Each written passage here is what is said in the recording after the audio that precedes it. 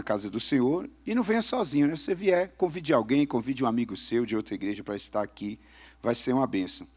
E último aviso dessa noite sobre o nosso programa Semear. Você sabe o que é o programa Semear? Nós estamos semeando a semente poderosa e transformadora da palavra do Senhor, entregando uma Bíblia de presente em cada casa da nossa cidade.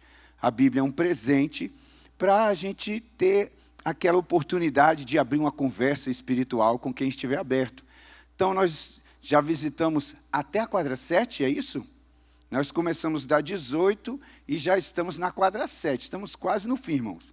Uma vez por mês estamos indo visitar cada casa. E, é claro, ninguém está dispensado, né? Você não puder vir, você estiver trabalhando, esteja orando por nós de lá, e você pode, como a Lianete falou, você pode estar contribuindo, ofertando uma Bíblia, se você não puder estar. Então, nesse dia 30/8, às 9 horas, nos encontramos aqui na igreja, porque vamos entregar Bíblias na quadra 6, na quadra onde eu moro.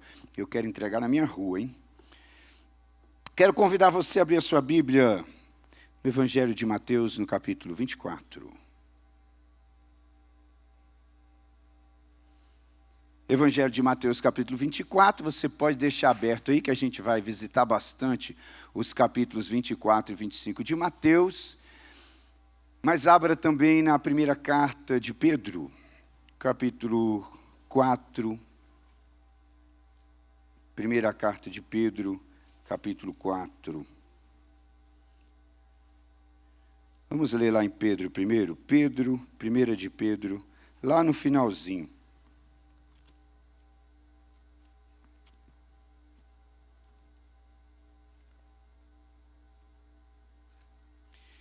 Primeira de Pedro 4, 17. Primeira de Pedro 4, 17, a Bíblia diz assim: porque já é tempo que comece o julgamento pela casa de Deus. E se primeiro começa por nós, qual será o fim daqueles que são desobedientes ao Evangelho de Deus? Mateus, capítulo 24, vamos ler do 42 ao 44. Vigiai, pois, porque não sabeis a que hora há de vir o vosso Senhor. 24, 42, 43 agora. Mas considerai isto: se o pai de família soubesse a que vigília da noite havia de vir o ladrão, vigiaria e não deixaria que fosse arrombada a sua casa. Por isso, estai vós apercebidos também, porque o Filho do Homem há de vir a hora que não penseis. Querido Pai, obrigado, Senhor, por estarmos na Tua presença, na Tua casa. Que privilégio te adorar, celebrar o Teu amor, a Tua graça, a Tua misericórdia, a Tua justiça revelada na cruz do Calvário. Obrigado porque o Teu amor nos alcançou. Obrigado pelo privilégio de sermos chamados Tua casa, Tua família. Obrigado porque o Senhor nos fez Teus filhos. Que alegria, Senhor. Continua falando conosco. Paizinho querido, edifica as nossas vidas. Tua voz é poderosa, Tua voz é tão desejável, Senhor. Fala, fala, fala, papai. O nosso desejo, a nossa oração em nome de Jesus. Amém. Pastor Ageu, na semana passada, pregou sobre o juízo, né? Nosso ano é sobre fogo. E um dos símbolos, né? Uma das coisas que o fogo simboliza na Bíblia é juízo. Não simboliza só juízo, mas uma das coisas que o fogo simboliza na Bíblia é juízo. E é importante a gente estar atento porque assim, né, fogo simboliza juízo, mas fogo também simboliza poder, fogo também simboliza luz. Então a gente tem que ter muito cuidado quando a gente interpreta a Bíblia, né? Porque se a gente for muito quadrado, a gente pode cometer erros, né, de interpretação. Por exemplo, se eu falar para você a cobra, a serpente, né? O que a serpente simboliza na Bíblia? Fala, primeira coisa que vem na sua cabeça é o bicho velho, né? Primeira coisa, você lembra lá do jardim, a serpente que enganou Eva, você lembra dele. Mas Deus mandou Moisés fundir uma serpente de bronze, sim ou não? E levantar a serpente de bronze no meio do arraial de Israel, sim ou não? Aquela serpente simboliza quem? Está vendo? Então, cuidado. Serpente simboliza o capeta? Nem sempre. Fogo simboliza juízo? Nem sempre. Né? Então, temos que estar atentos para interpretar as Escrituras. Por que eu falo isso? Porque a Bíblia fala assim, Jesus fala assim, né? Vós sereis batizados com o Espírito Santo e com fogo. Aí tem uns crentes, Deus os abençoe, né? Está aí, cada um interpreta, né, como quer. Tem uns crentes que riem dos pentecostais, porque eles falam que esse fogo é fogo de juízo. Vocês estão, meu Deus, vocês querem ser... Oh, irmão, primeiro que batismo, irmão, não tem nada a ver com juízo. Batismo é para arrependimento. Batismo é renascimento, é recomeço. Então, aí Jesus vira para os seus discípulos e fala, não muito depois desses, vocês serão batizados com o Espírito Santo e com fogo. Aí Jesus está prometendo juízo para os seus discípulos. É porque logo no versículo seguinte ele fala, ele vai recolher a sua eira e a palha vai ser queimada no fogo. Aí é juízo. A palha queimada no fogo é juízo. Mas o fogo vinculado ao Espírito Santo, irmão, não é juízo, é revestimento de poder, para iluminar, né? Com o Espírito, mas também com o entendimento. Então, correndo, né, como nós estamos no ano do fogo, o pastor Ageu, no domingo passado, falou sobre juízo. Ele falou sobre aqueles cujos nomes não estão escritos no livro da vida. Há um juízo sobre eles, né? Mas tem juízo para nós também, né? Nós também vamos comparecer diante do tribunal de Cristo, é uma prestação de contas para nós, como igreja. Nós precisamos estar vigilantes. Amados, a vinda de Cristo está próxima. Sim ou não? Todos os sinais estão se cumprindo. A mensagem do Evangelho está sendo espalhada por todos os recônditos da terra. De todas as maneiras que você pensar, o Evangelho está sendo pregado. Está sendo alcançado. Às vezes, até onde a gente pensa que o Evangelho não chegou, a gente manda o missionário para lá, quando ele chega lá, já tem gente convertida. Porque o Senhor Jesus apareceu lá no sonho de alguém, ou alguém achou um papel, um pedaço da Bíblia em algum lugar e já se converteu. Mateus 24, 14, está falando aí, né, que o Evangelho vai ser pregado a todos os povos e logo depois será o fim. A parábola da figueira, que está aí também, em Mateus 24, do verso 32 ao 33, ela está se cumprindo. Está próximo. E em Mateus, nos capítulos 24 e 25, Jesus está falando aos seus discípulos sobre os últimos dias. E ele os exorta à vigilância. Vamos lá, os primeiros versículos aí, 24, 3, Mateus 24, 3, só para ficar bem claro com quem Jesus está falando. E estando assentado no Monte das Oliveiras, onde ele estava? No Monte das Oliveiras. Ele tinha saído do templo. Jesus estava no templo falando, nos versículos 1 e 2. Ele saiu do templo, foi para o Monte das Oliveiras com seus discípulos. Chegaram-se a ele os seus em particular. Então, os discípulos em particular. Jesus com seus discípulos. Dizendo, dize-nos quando serão essas coisas. E que sinal haverá da tua vinda e do fim do mundo? E Jesus respondendo, disse-lhes, acautelai-vos que ninguém vos engane. E aí Jesus começa a falar sobre as últimas coisas, sobre os últimos tempos. Jesus começa a conversar com seus discípulos. Olha o verso 13 aí, do 24. Mas aquele que perseverar até o fim será? Quem será salvo? Quem perseverar até o meio do caminho? Até o fim. É até o fim, irmão. Perseverar até o fim significa que quem perseverou só até o meio do caminho, aconteceu o quê? Se liga. Se liga. É porque tem um pessoal que interpreta também a Bíblia assim, de um jeito, né? Que acha que você não precisa perseverar até o fim, não. Você encontrou Jesus, já está garantido, não interessa o que você vai fazer. Nós vamos ver hoje que a Bíblia mostra para nós uma visão diferente, né? Irmãos, eu sou assembleiano desde nós pequenininho. Aliás, até antes, né? Eu sou assembleiano desde que eu estava no ventre. E eu gosto muito de ser assembleiano, né? Eu gosto. Mas eu não acho que só vai ter assembleiano lá no céu, não. Tá? Eu defendo o credo das Assembleias de Deus, eu creio, conforme a doutrina da Assembleia de Deus, mas a Bíblia, para mim, vem antes do credo da Assembleia de Deus. A Bíblia, para mim, vem antes do arminianismo. Não é porque o arminianismo diz isso, que eu vou fugir do que a Bíblia diz. Então, irmão, se o credo da Assembleia de Deus falar alguma coisa que é diferente do que a Bíblia fala, o credo da Assembleia de Deus fica para escanteio, eu vou ficar com a Bíblia. Está me entendendo? Então, tem gente, irmão, que se apega a uma tradição. Ele foi criado numa religião, e ele se apega àquela religião, àquele ensino que lhe foi dado desde criança, pelos seus avós, seus tios, seus pais. E mesmo que a Bíblia lhe esclareça algo completamente diferente, ele é incapaz de mudar.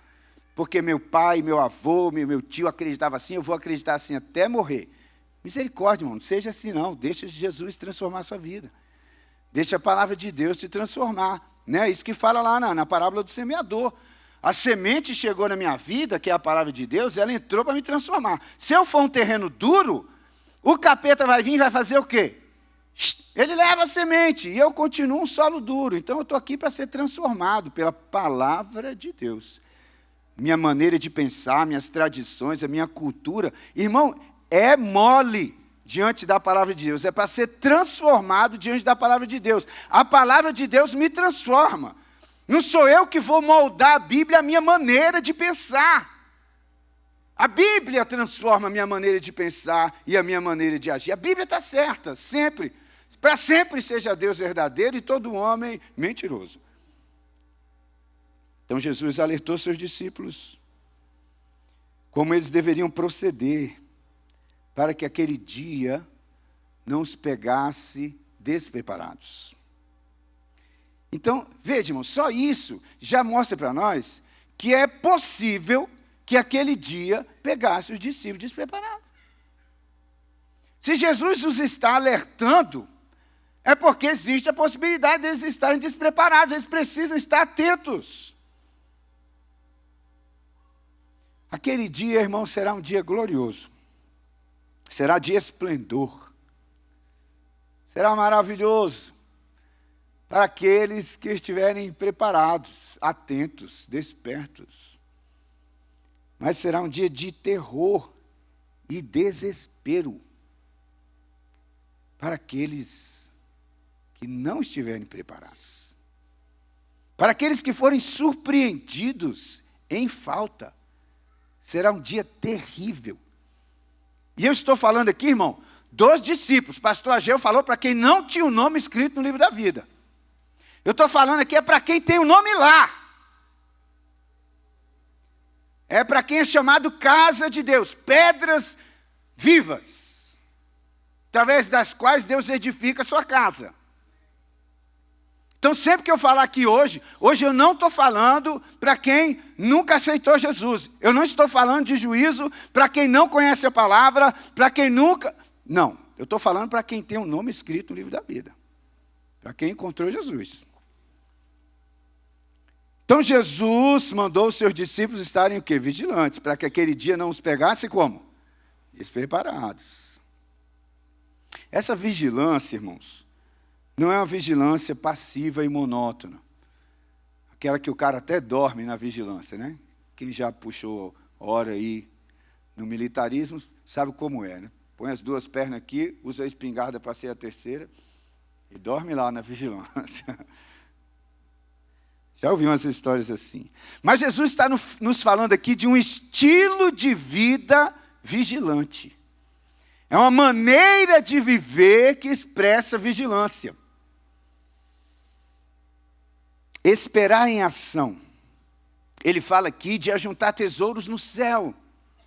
E eu nunca vi ninguém ajuntar tesouro dormindo. A gente ajunta tesouro trabalhando. É trabalhando. Nós somos servos do reino. Nós somos servos do rei. O tema dessa mensagem, então, seria exortação à vigilância. Mas bem poderia ser o combinado não sai caro. Ou quem avisa, amigo é. Porque Jesus, amados, quando Jesus fala isso, eu entendo que é um ato de amor, de misericórdia. Ele está deixando claro o que será cobrado naquele dia dos seus discípulos, dos seus servos. O que o Pai vai exigir de nós. Nós vamos encarar o Mestre, nós vamos encarar o Rei, nós vamos prestar conta para eles. Pastor Arley citou aqui o apóstolo Paulo hoje, quando ele diz que ele nos transportou do império das trevas para o reino do Filho do seu amor. Ora, é uma transferência de reino. É uma transferência de reino. Antes eu estava no império das trevas, no reino das trevas. E eu fui transportado para o reino do Filho do seu amor. Então, a gente entende que nas regiões celestes existe uma batalha entre dois reinos, disputando cada mente e cada coração. E nós tivemos o privilégio da poderosa mão de Deus nos alcançar. A Bíblia diz, Ele nos tirou de um charco de lama e perdição e firmou os meus pés sobre a rocha. Mas quando eu estava aqui, no império da... Irmão, não existe reino sem rei. Se existe reino, tem que ter um rei. Senão não é reino, certo? Quem é o rei do reino da luz, do reino de Deus, do reino dos céus? Quem é o rei?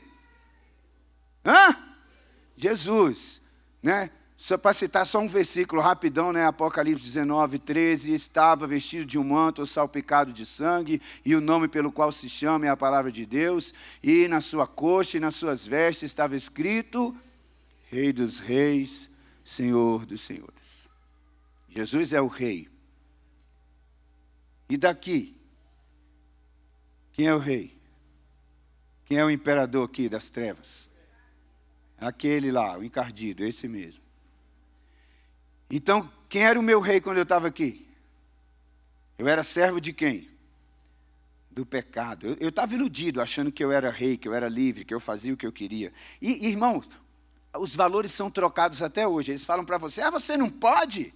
Você não pode fazer isso, não pode fazer aquilo, não pode fazer aquilo. Você é um escravo, você é um religioso, você está preso, você não pode. Eu que estou aqui, eu posso tudo. Eu posso fumar, eu posso beber, eu posso fugir. Você não pode. É o engano, a ilusão. A Bíblia fala que o príncipe deste século cegou-lhes o entendimento, para que eles não possam entender o Evangelho. Liberdade não tem nada a ver com que você fazer o que você quiser a hora que você quer. Isso não é liberdade. Quem vive assim é escravo dos seus desejos, dos seus instintos mais primitivos. A hora que me dá vontade de fazer tal coisa, eu vou fazer, porque o que importa é ser feliz, Guilherme. Está com vontade de fumar, fuma. Está com vontade de cheirar, cheira. Está com vontade de coisar, coisa. Né? Isso. E você vai se tornando um ser humano cada vez mais degradado.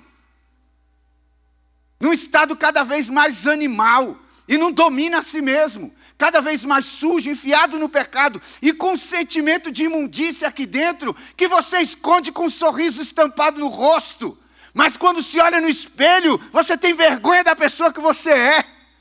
Quem é livre de verdade, irmão, tem o poder de dizer não para seus desejos, quando entende que seus desejos são nocivos.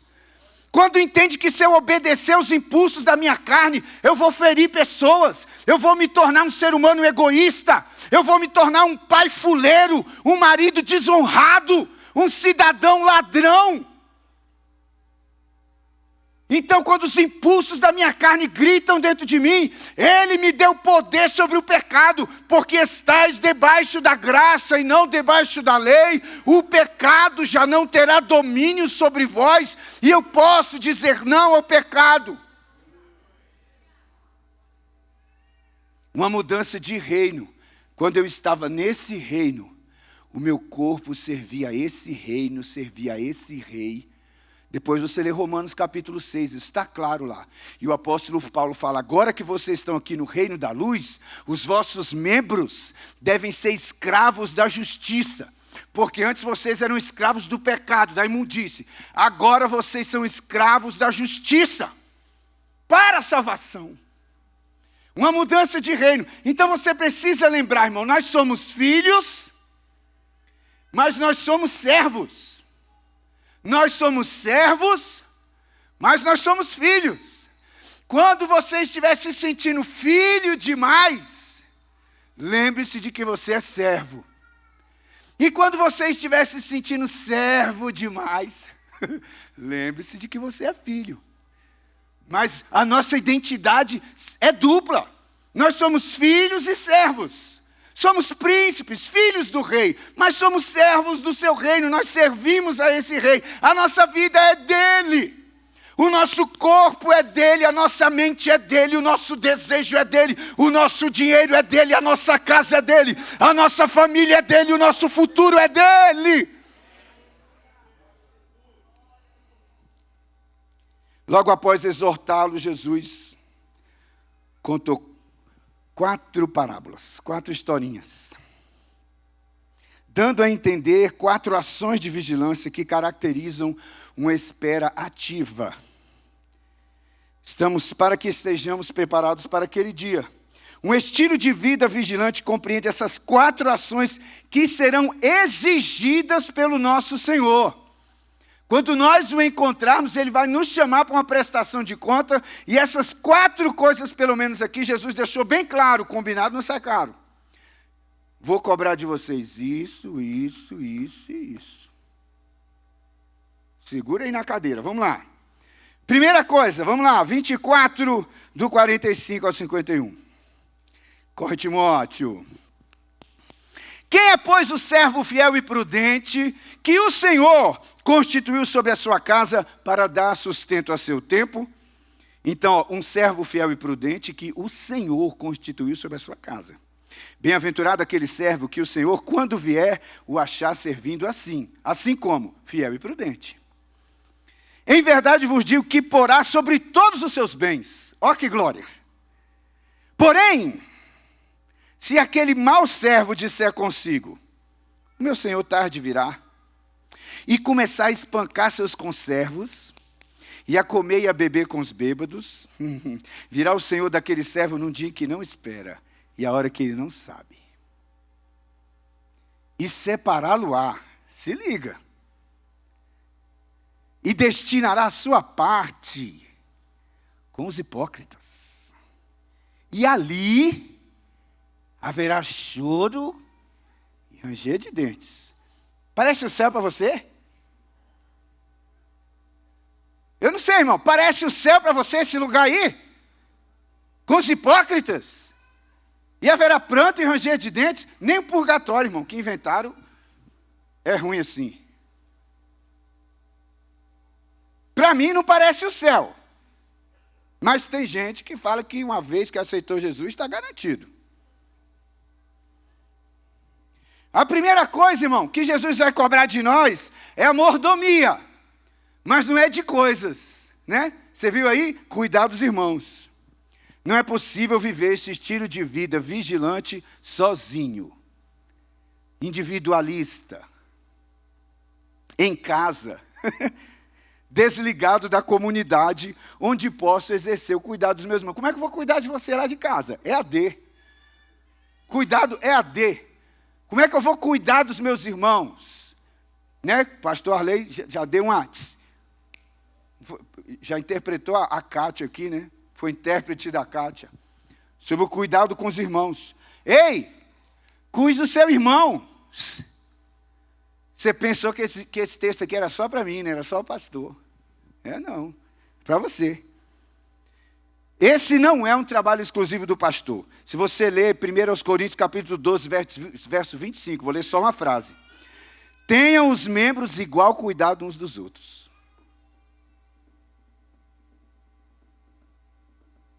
Tenham os membros igual cuidado uns dos outros. Os membros do corpo. Tenham os membros igual cuidado uns dos outros. Está escrito, tem os pastores. Os evangelistas. Tem os evangelistas, os presbíteros, os diáconos. Não, os mestres. É assim que está aí? Não, tenha os membros. Igual cuidado uns dos outros. Efésios 4,16, do qual todo o corpo, bem ajustado e ligado pelo auxílio de todas as juntas, segundo a justa operação de cada parte, não de alguma parte específica, faz o aumento do corpo para a sua edificação em amor. Deus vai cobrar de você o cuidado com seus irmãos. Se você estava achando que a caminhada cristã é cada um por si, Deus por todos, está enganado. Seu papel na igreja não é somente desfrutar daquilo que a igreja pudesse te oferecer. Daí, se a igreja não oferecer do seu agrado, se o café não estiver quente, se o refri não estiver gelado, aí você muda de igreja. Ou fica em casa. A igreja não me deu o que eu quero. A igreja não fez o que eu queria. Quem é essa irmã? A irmã igreja, por favor, fique de pé. Porque você, irmã igreja, você está levando a culpa de tudo. O pessoal fala, a igreja não fez isso. A igreja não faz aquilo outro. Coitada da irmã igreja, cadê ela? Quem é a igreja? É você, irmã Lenete, a igreja? Somos todos nós, irmão. Quando você fala da sua comunidade, a minha comunidade não faz isso. Você está falando de você, crente. Para de falar mal da sua igreja. Comece a cuidar do seu irmão, olha para quem está mais pertinho.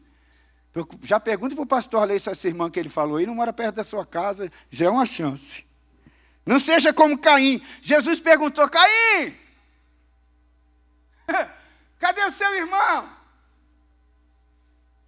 Por acaso sou eu guardador do meu irmão? Eu sei que eu estou aqui. Eu sei que eu estou aqui fazendo o meu.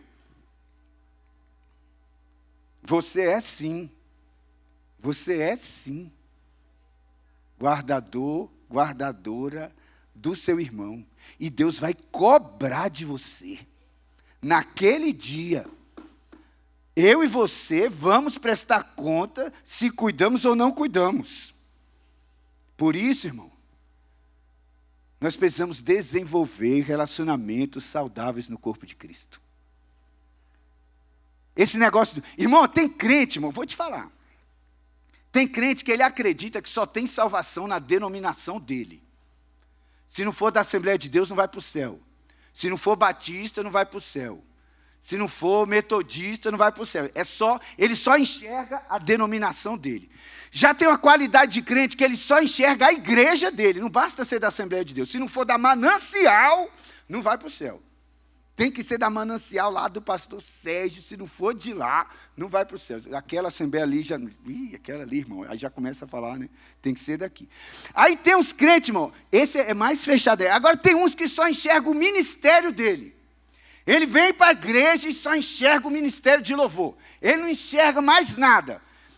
Que se exploda, que esteja tudo caindo para lá, não precisa ter... Se ninguém está aceitando Jesus, se ninguém está sendo batizado, ele pouco se importa. Se ele estiver todo domingo aqui, exercendo o ministério dele, para ele está bom. E tem crente que ainda fala isso com orgulho. Eu vou lá fazer a minha parte.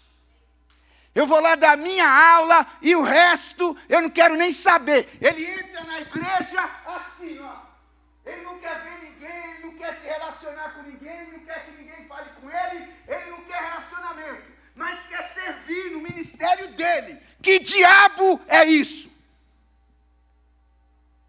Deus vai cobrar de você a sua indiferença. Abra teu olho e comece a enxergar o reino. E comece a enxergar o reino. Para de olhar só para teu umbigo.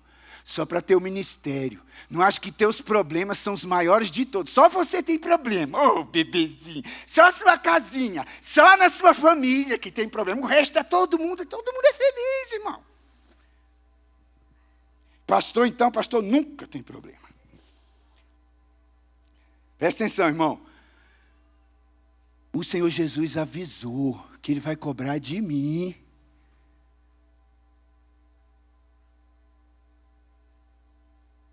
Ele avisou que vai cobrar de você. Seu cuidado com seu irmão. Seja diligente. Faça isso de maneira intencional. Faça de propósito, irmão. Faça de maneira planejada. O que é que eu vou fazer para realmente fazer parte do corpo? Para cuidar das pessoas, para conviver com as pessoas, para saber dos problemas das pessoas, para carregar as cargas uns dos outros, para carregar os fardos uns dos outros. Mas a gente fala o quê? A gente não. Em outras igrejas por aí o povo diz, já basta os meus problemas. Fale isso para Deus, o dia que você olhar naqueles olhos de chama, de fogo. Fale isso para Ele, que você tinha problema demais.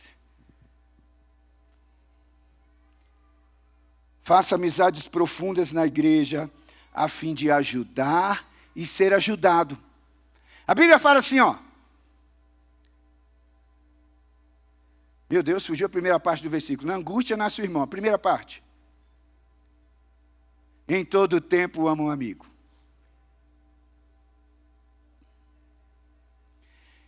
Na angústia, todo mundo quer um irmão para cuidar, eu não é? Na angústia, a gente quer que alguém visite a gente quando a gente está doente, né? Quando a gente perde o emprego ou fica doente e o dinheiro fica ruim em casa, a gente quer que alguém visite a gente com uma cesta básica, que alguém fique sabendo, vai lá visitar a gente, traga uma cesta, deposite um dinheirinho na nossa conta, faça um pix abençoado. Aí liga, ô, irmão Gade, fiz um pix aí. Uai, pastor, porque o Senhor tocou no meu coração, varão, para fazer um pix para você. E ele dá a glória a Deus e fala, Grazi, irmão, quem aqui já fez isso? Vamos lá. Quem aqui o Senhor tocou no seu coração? Você até ficou assim, mas você teve que obedecer o Espírito Santo. E você foi lá e fez um pix para o seu irmão. Vai, levanta a mão bem alto.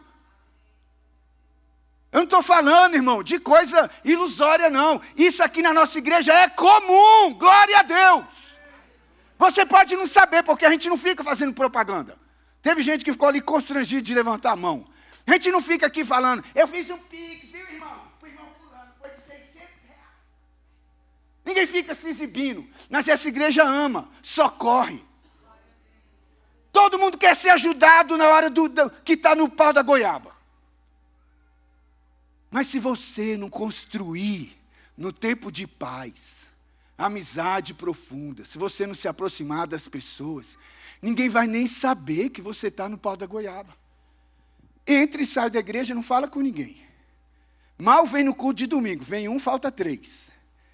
Quando sai, não conversa com ninguém. Na hora da bênção apostólica, quando o pastor está terminando aqui, já está lá dentro do carro dando na chave. Mas quando tem problema, irmão, quer ter amigo. Uai, você não cultivou amizade. Você não se aproximou de ninguém. Aí no problema, irmão, quem vai estar perto de você? Você escolheu a vida solitária, de lobo solitário, de cristão individual, paladino. O chamado do cristão é comunitário. A palavra igreja por si só é plural. E cada um de nós tem seu papel no cuidado mútuo. Diga glória a Deus. O Senhor vai requerer isso de você. Vamos correr, número 2. O Senhor depois conta outra parábola.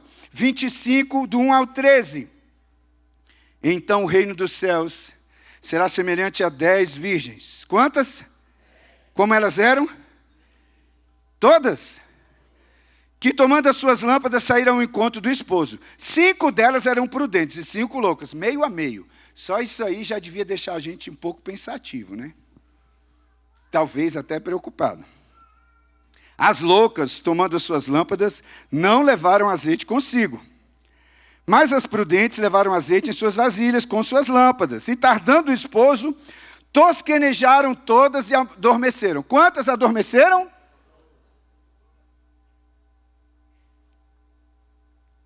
Mas à meia-noite, ouviu-se um clamor. Aí vem o esposo, saíram ao encontro. Então, todas aquelas virgens se levantaram e prepararam suas lâmpadas. E as loucas disseram às prudentes, dai-nos do vosso azeite, porque as nossas lâmpadas se apagaram. Mas as prudentes responderam, dizendo: não seja o caso que nos falte a nós e a vós, e diante aos que vendem, comprai-o para vós. E tendo elas ido comprá-lo, chegou o esposo, e as que estavam preparadas entraram para as bodas. Quem entraram? E fechou-se a porta.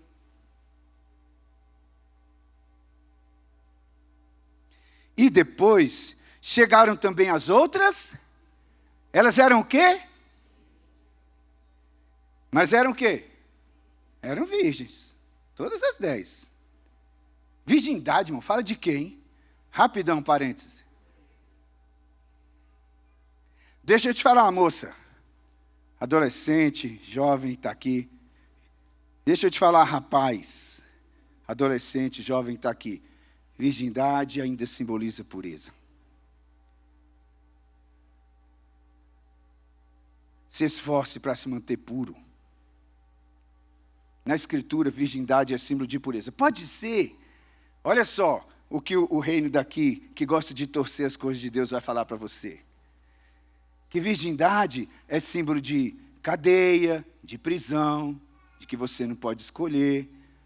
Vai falar que você está arcaica, né?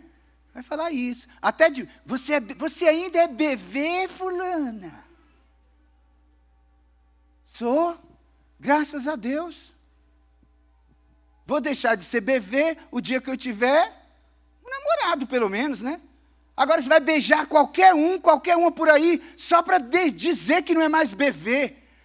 O Satanás junta mais umas 4 satanistas com ele, para ficar à sua volta, querendo que você tenha vergonha daquilo que a Bíblia quer que você tenha orgulho e honra. Não caia na conversa desse mundo, não. Segura o seu coração. Irmão, às vezes tem crente. Acho que pode ser crente, a palavra pode ser. Tem crente que vai te aconselhar errado. Você vai ouvir conselheiro molesto, às vezes, dentro da igreja. Que vai te aconselhar que você tem que namorar muito, que você tem que beijar muito. Conversa fiada, mano. Isso é mentira, isso não te garante nada. Não, porque se você não beijar muito, porque se você não fizer muito, porque quando você casar, você não sabe. Conversa. Tudo lorota do Satanás. Tudo lorota do Satanás. A primeira boca que eu beijei aqui, não sabia beijar nada, era esquisito, irmão. O nosso primeiro beijo era estranho, né? Batia os dentes. Lindo! Eu aprendi com ela, ela aprendeu comigo. E as outras coisas também a gente aprendeu junto, irmão. Nossa noite de núpcias, ninguém sabia, né? Na prática, como era a coisa. Vamos lá fazer os trem. E ficamos em dúvida, será que a gente fez certo?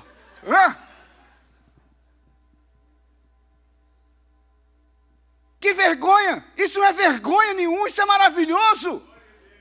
Isso é maravilhoso! Fecha o parênteses. Depois chegaram também as outras virgens, dizendo: Senhor, Senhor, abre-nos a porta. E ele respondendo disse: em verdade vos digo que vos não conheço.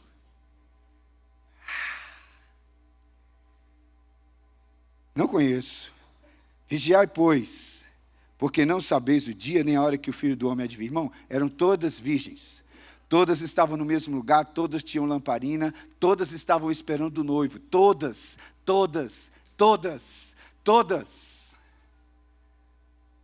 Mas teve um pedaço que ficou de fora. E o Senhor falou para elas: eu não conheço vocês.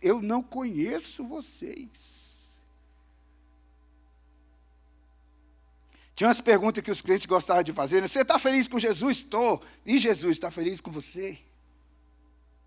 O azeite é o combustível que mantém a lâmpada acesa, enquanto brilha e ilumina tudo ao seu redor. A lâmpada é apenas um odre, um vasilhame. Para manter a lâmpada acesa precisa do azeite dentro dela. É a queima do azeite. O azeite vai queimando, então ele vai se desgastando. É a queima do azeite que vai produzindo luz, que faz com que a chama esteja acesa. O fogo produz a luz. Manter a lâmpada acesa fala de perseverança, continuar brilhando, mesmo que demande muito tempo.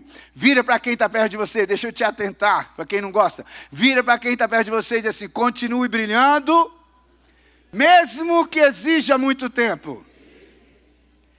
Irmão, está na moda uns crentes com prazo de validade. Com prazo de validade. Se não for no tempo dele, venceu, aí já era.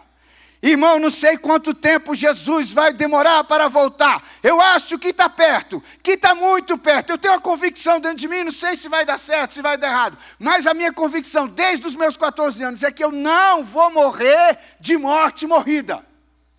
Jesus vai voltar antes. A minha convicção é que se eu não tiver um acidente, se eu não tiver uma doença, se eu for viver até a minha velhice, eu não vou morrer de morte morrida, porque Jesus vai voltar antes. E se ele não voltar, pastor Sérgio, a minha lamparina vai queimar acesa até aquele dia. Ele vai me achar queimando. Ele vai achar a minha lamparina acesa quando ele voltar. Brilhar é revelar Deus, seu caráter, seu amor, seu perdão, sua santidade, sua majestade, sua misericórdia, seu poder.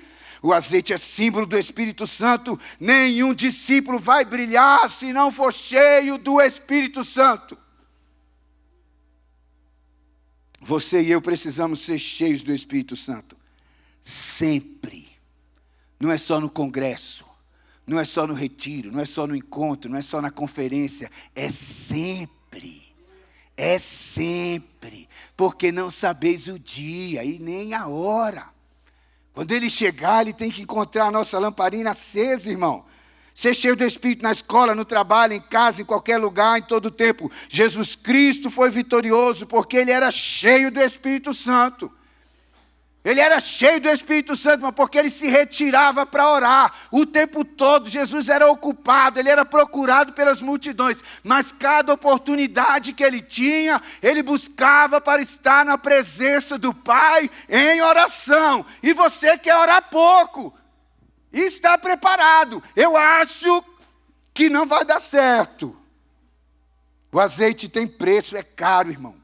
Esse negócio de orar, de manter santidade, de manter intimidade com Deus, de buscar o Espírito Santo é caro. E não é caro de dinheiro não, porque se fosse estava barato.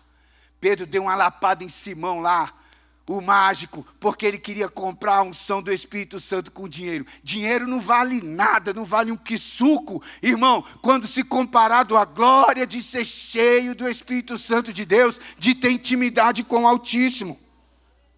Naquele dia, ele vai exigir que a sua lamparina esteja acesa. Naquele dia, meu irmão, minha irmã, ele vai exigir que as nossas lamparinas estejam acesas. Ou a porta vai ser fechada na nossa cara. Pelo menos é o que eu entendo. Olhando a Bíblia aqui, não sei se tem um jeito diferente de interpretar isso aqui. Terceira palavra. Vamos lá. Cuide bem dos seus irmãos. Mantenha sua lamparina acesa. Use bem seus dons e talentos. Mateus 25, 14. Porque isso é o reino de Deus, né? Isso também é como um homem que, partindo para fora da terra, chamou seus servos e entregou-lhes os seus bens. Deu a um 5 talentos, deu a outro 2 e a outro 1, a cada um segundo a sua capacidade. E ausentou-se logo para longe. E tendo ele partido, irmão, isso aqui está na cara que era por discípulos, né? Ausentou-se logo para longe. E tendo ele partido, que recebera 5 talentos, negociou com eles, granjeou outros 5. Da mesma forma que recebera 2, granjeou também outros 2. Mas o que recebera 1, foi, cavou na terra, escondeu o dinheiro do seu senhor. E muito tempo depois, quanto tempo depois? Veio o senhor daqueles servos e ajustou contas com eles. Então aproximou-se o que recebera 5, trouxe-lhe outros 5, dizendo: Senhor, entregaste-me 5 talentos, e eis aqui outros 5 que ganhei com eles. E o Senhor lhe disse: Bem-está, servo bom e fiel, sobre o pouco foste fiel, sobre o muito te colocarei, entra no gozo do teu Senhor. E chegando também o que tinha recebido 2, disse: Senhor, entregaste-me 2 talentos, eis que com eles ganhei outros 2 talentos. Disse o Senhor: Bem-está, servo bom e fiel. Porque Sobre o pouco foste fiel, sobre o muito te colocarei, entra no gozo do teu Senhor. Mas, chegando também o que recebera disse: Senhor, eu conhecia-te que és um homem duro, que ceifas onde não semeaste, que ajuntas onde não espalhaste, e, atemorizado, escondi na terra o seu talento. Eis aqui o que é teu. Respondendo, porém, o seu senhor, disse-lhe: mau e negligente servo. Sabes que ceifa onde não semeei, e ajunto onde não espalhei. Devias então ter dado o meu dinheiro aos banqueiros, e quando eu viesse, recebesse o meu com juros. Tirai-lhe, pois, o talento, e dá o que tem 10. Porque a qualquer que tiver será dado, e terá em abundância. Mas o que não tiver, até o que tem, ser-lhe-á tirado. Lançai, pois, o servo inútil nas trevas exteriores, ali haverá pranto e ranger de dentes. De novo eu te pergunto, parece o céu para você?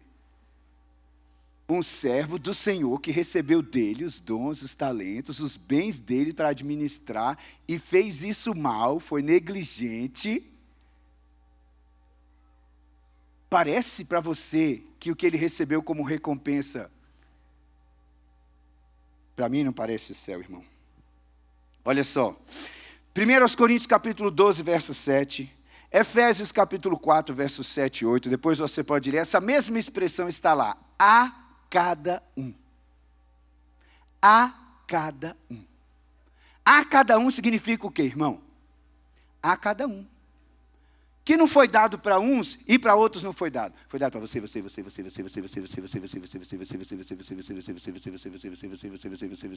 a cada um. Ninguém ficou sem. A cada um. A cada um foi dado. Deus colocou na sua mão uma parte dos seus bens.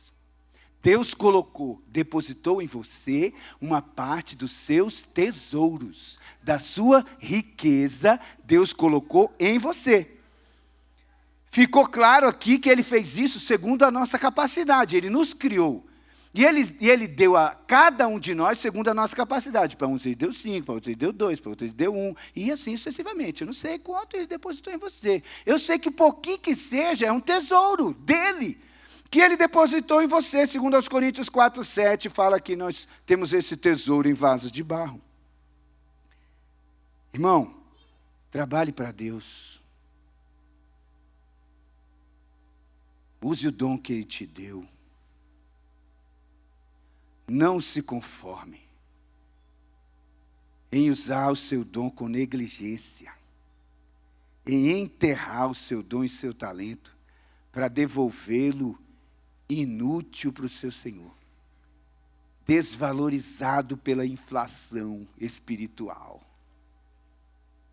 Porque o seu Senhor, pelo que Jesus contou aqui, né, não vai aceitar isso aí não. Ele não vai aceitar a sua desculpinha.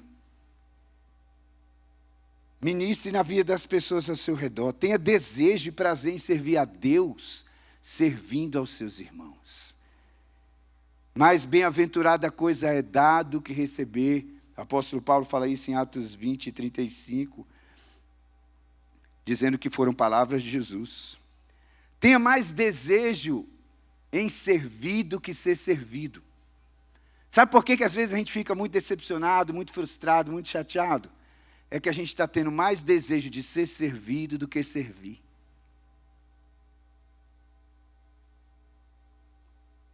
É normal, irmão, ficar chateado, ficar triste, desanimado de vez em quando. Eu também fico. Mas a gente respira fundo, vai para a Bíblia, vai para os pés de Jesus em oração. Para buscar dele a unção, a graça de sermos bons servos, bons trabalhadores, bons filhos. Trabalhe com afinco para Deus, eu tenho certeza que vai valer a pena. Teve um pai que entrou numa casa pegando fogo para salvar seu filho. E ele não sobreviveu. Salvou o filho, mas morreu. E ele disse: há coisas nessa vida que valem mais do que a própria vida.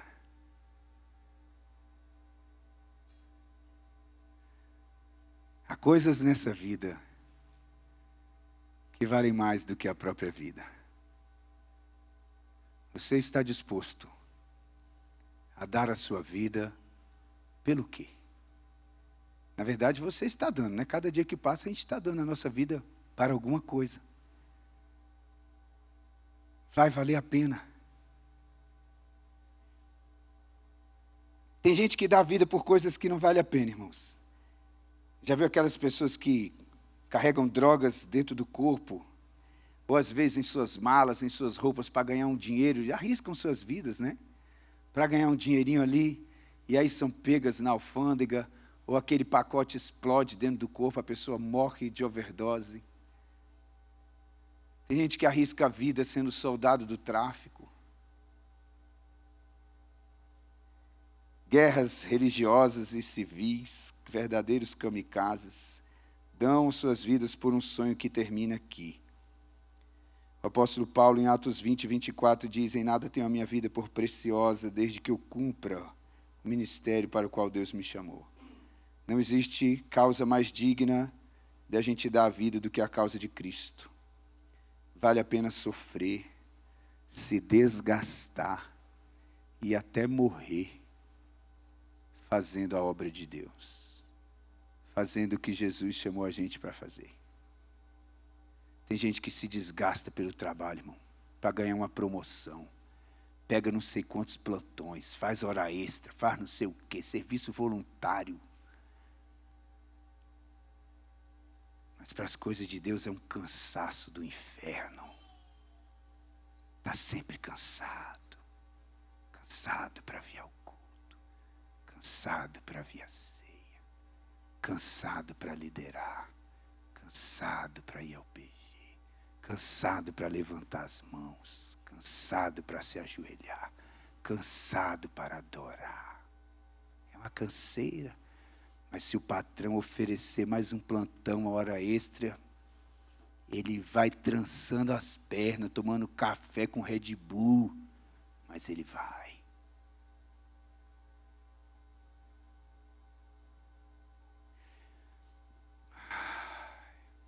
Dizem que o pregador não deve falar dele mesmo, né? Então eu vou ficar calado. Deus depositou os seus tesouros em você e vai te chamar para prestar contas. Ah, Jesus. Por fim, irmãos, esteja atento às necessidades daquele que cruzar em seu caminho. Mateus 25, do 31 ao 46. Eu não vou ler para ganhar tempo. Não endureça seu coração, não feche seus olhos. Não se apresse com a religião a ponto de se esquecer das pessoas. Jesus morreu por causa de pessoas. Ele ama pessoas. Deus é louco por pessoas. As pessoas são mais importantes que seu ministério. Seu ministério existe por causa de pessoas. A igreja existe para salvar pessoas. Para amar pessoas, para restaurar pessoas. Aí a gente quer uma igreja perfeita, onde não tem gente com problema. Onde não tem gente viciada, onde não tem gente que luta contra sentimentos, que luta contra o pecado. Aí que igreja é essa, onde todo mundo é perfeito, é santo, a gente está fazendo alguma coisa errada. Se a igreja só tem gente boa lá, só tem gente, olha, graduada, na maturidade cristã, alguma coisa está errada com essa igreja, não está ganhando ninguém, ela não está atingindo o mundo. Como é que uma igreja não vai ter problema, irmão? A igreja, irmão, sempre vai ter problema, sempre vai ter um fofoqueiro em recuperação, um mentiroso em recuperação, um ladrão em recuperação, um egoísta em recuperação, um avarento em recuperação. Sempre vai ter, irmão. Sempre vai ter um coração duro para ser quebrado. Um viciado para ser liberto. Sempre vai ter. Entre os 12 de Jesus tinha. E as pessoas têm uma ilusão e ficam pulando de igreja em igreja, querendo achar esse paraíso na terra. Se achar, está errado.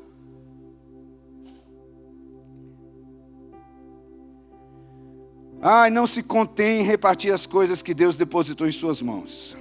Jesus contou a parábola do samaritano no Evangelho de Lucas, capítulo 10.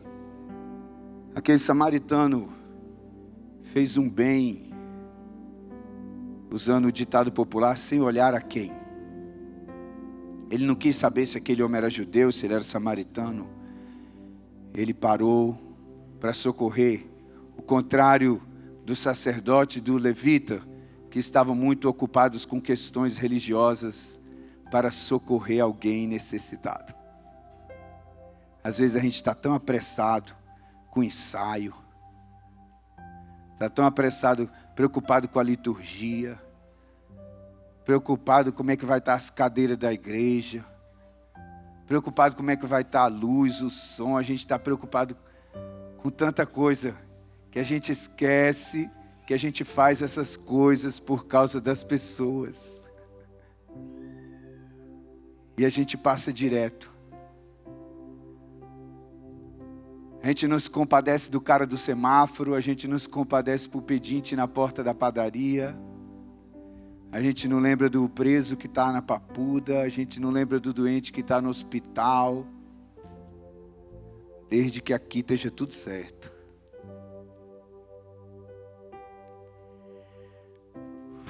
Ele arriscou a vida dele. Ele gastou o dinheiro dele, as coisas que ele tinha, o azeite dele, o vinho dele, para cuidar daquele desconhecido. Ninguém é tão rico que não tenha carência de alguma coisa. E ninguém é tão pobre que não tenha nada para dar. Muitas vezes aquilo que a gente considera pouco ou nada é muito nas mãos de Deus. O que você tem?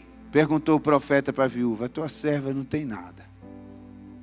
A não ser um pouquinho de farinha, um pouquinho de azeite. Eu tenho aqui 5 pães e 2 peixinhos, mas o que é isso para tantos? O pouquinho que você acha que tem, o nada que você acha que tem, se você depositar nas mãos de Deus, Ele pode alimentar uma multidão, você pode se surpreender. Esteja atento aos necessitados ao seu redor. Preste atenção. Deus pode estar querendo usar você.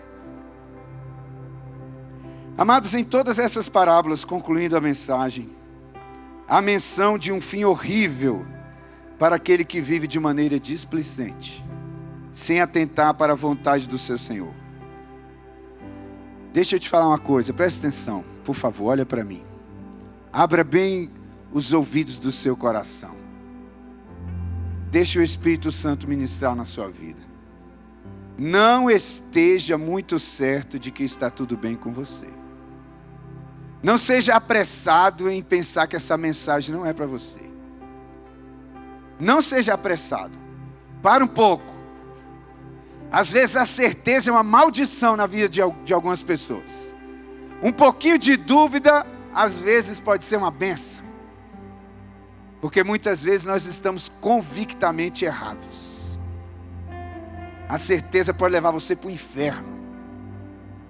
Sansão se levantou cheio de certeza. Vou me levantar. E como das outras vezes, vou derrotar os inimigos do Senhor. E a Bíblia diz, mas ele não sabia que o Espírito do Senhor já tinha se afastado dele.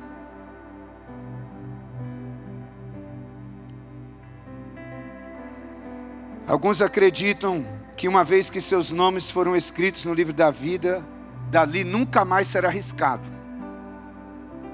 Porém, alguns textos bíblicos nos fazem entender de outra maneira. Se depois você quiser conferir na sua casa, Êxodo 32, do 31 ao 34, Moisés vira para Deus e fala, se o Senhor não for perdoar esse povo aqui, então o Senhor risca o meu nome do seu livro. Aí Deus falou, eu vou riscar o nome do meu livro de quem cometer iniquidade. Isso é a coisa que pertence a mim. Vai lá cuidar desse povo que no tempo certo a consequência do pecado deles vai vir. Então existe a possibilidade de cortar. Salmo 69, 28. Depois você pode olhar. E Apocalipse 3, 5. Carta a Sardes, né? Ao que vencer,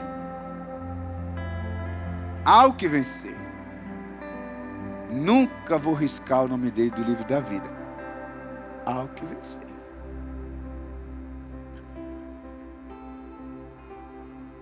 O estilo de vida vigilante vai ajudar você a não viver com medo. Tem gente que tem medo da vinda de Jesus. Eu não tenho medo. Não porque minha vida seja top, né? Eu sou o perfeitão, como diz o pastor Sivaldo, bichão, né? Sou não. Mas é porque eu sei que o meu Senhor é bom e misericordioso. É Ele quem renova as nossas forças. Se nós nos mantermos aos seus pés, Ele nos dará graça. Ele nunca coloca sobre nós um fardo que a gente não dá conta de carregar. Não é um fardo servir a Deus. A gente não tem que servir a Deus com medo, desesperado. Meu Senhor é severo. O meu Senhor não. Tem que ter uma pontinha. Quando a Bíblia fala de temor de Deus, é uma pontinha de saber, irmão, que se eu não estiver enquadrado, Ele não vai aliviar para mim. Ele é justo juiz. A hora de aproveitar a misericórdia e a graça é agora, enquanto nós estamos trabalhando. Porque no dia que Ele aparecer, não dá tempo de correr para comprar azeite, entende? A hora de colar nos pés do Senhor é agora. O discípulo que vive um estilo de vida vigilante, ele vive sem temor. Deixa eu falar para você, a sua igreja tem proporcionado a você condições de viver esse estilo de vida. Cuide dos seus irmãos. Cuide dos seus irmãos. Você tem a oportunidade de construir relacionamentos profundos e saudáveis nos pequenos grupos da igreja. Nos grupos de discipulado, toda a liderança dessa igreja é orientada a caminhar em discipulado. Aliás, é uma exigência para ser líder na nossa igreja. Tem que andar em discipulado. Se não andar em discipulado, não vai liderar nem o ministério de carimbar folheto. Se parar de caminhar em discipulado, vai parar de liderar. É uma exigência, não é opcional. Porque a liderança da igreja tem que dar exemplo. Agora você pode caminhar num grupo de discipulado e isso não mudar nada em sua vida. Porque você vai lá amarrado. Porque você vai lá com o seu coração fechado. Não é frequentar um pequeno grupo que vai mudar a sua vida. É você frequentar intencionalmente. Com vontade de crescer. De conhecer seus irmãos. De se dar a conhecer. De cuidar deles. Isso vai mudar a sua vida. Mantenha sua lamparina acesa. Tem oração, irmão. Quarta-feira, 5:30 da manhã. Tem oração sexta-feira, 20 horas. Tem vigília. Sexta-feira a nossa vigília aqui foi uma bênção, irmãos. Podia a igreja estar repleta desse jeito aqui, ó. Podia. Tem oração na quinta-feira de manhã. Vem colocar azeite na sua lamparina. Vem orar. Vem por 12 horas com Jesus. Vai ter 12 horas em setembro. Está no nosso calendário. Prepare o seu coração, vem trazer lamparina, vem trazer azeite para a sua lamparina, traga a sua lamparina para enchê-la de azeite. Multiplique seus dons e talentos, irmão, está cheio de ministério precisando de gente. Ministério infantil precisa de gente, ministério com jovens precisa de gente, ministério com mulheres precisa de gente, com homens precisa de gente, o som, o teatro, o louvor, a diaconia, precisa de pessoas para trabalhar, o ministério de mídia, precisa, às vezes a gente não consegue transmitir o culto ao vivo, irmão, não é porque não tem equipamento, não é porque não tem gente, você acredita?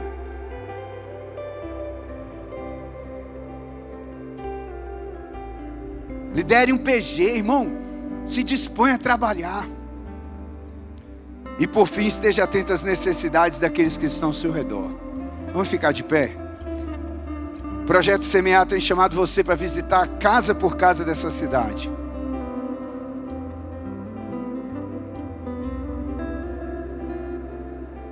Abra o seu coração para a oferta missionária. Você sabia que quando você oferta para o Timor-Leste, você está tirando meninas da prostituição, você está salvando crianças, você está mudando vidas de pessoas.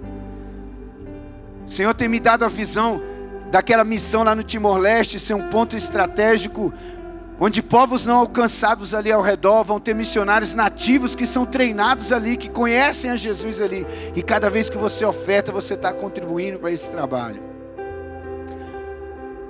Curva a sua cabeça, leve o seu coração a Deus. Não preste muita atenção agora no que eu falei, não. Preste mais atenção agora no que o Espírito Santo falou no seu coração. Às vezes o jeito que eu falei nem foi o jeito que você gosta de ouvir.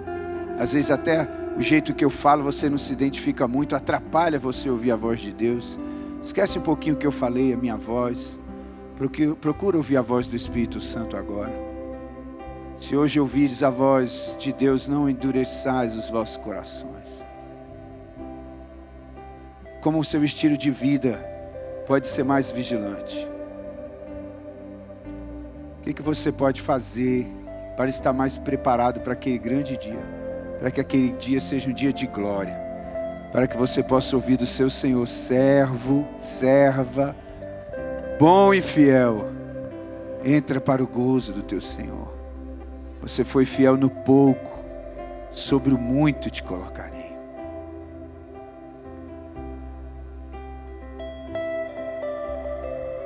Faça o seu voto com Deus aí agora. Diga para Ele o que você vai fazer.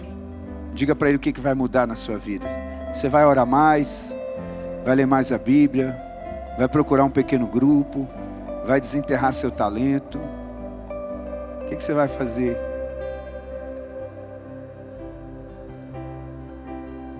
Querido Deus,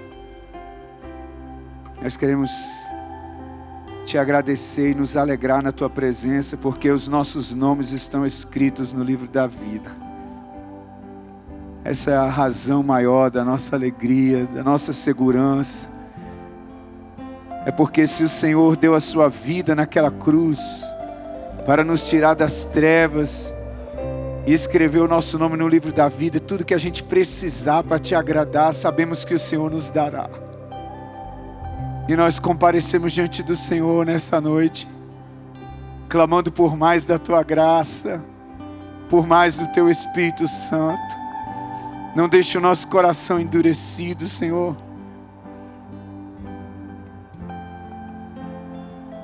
Não deixe que os nossos olhos estejam vendados e cegos espiritualmente.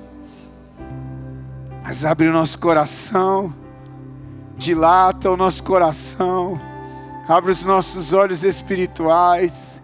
Fala conosco, Espírito Santo. Hoje nós queremos mais azeite para a nossa lamparina. Hoje nós queremos que o Senhor nos capacite a cuidar melhor do nosso irmão, a amar aquele irmão mais difícil de amar, a sermos menos egoístas, para vencer o individualismo, o egoísmo, a ter o nosso coração aberto, para amar as pessoas, para servir ao Senhor, servindo ao nosso irmão.